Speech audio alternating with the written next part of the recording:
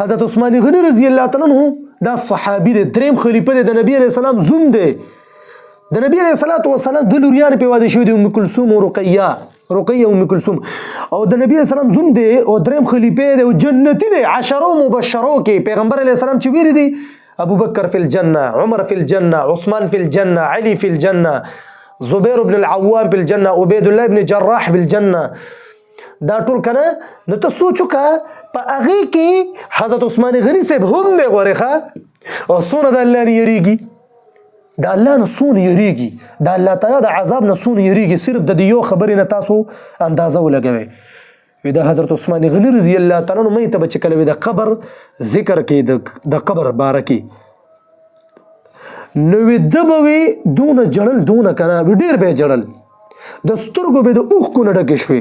او په بعضو روایتو کې راځي وی چې د ده مخې ته به چا د قبر ذکر کوو نو وی دونه به یې وجړل، وی چې د ده دا ږیره مبارکه به ټوله لمده شوه د سترګو د اوښکو د وجې، د جړا د اوښکو د وجې به د حضرت عثمان صاحبو ږیره به هغه به لمده شوله.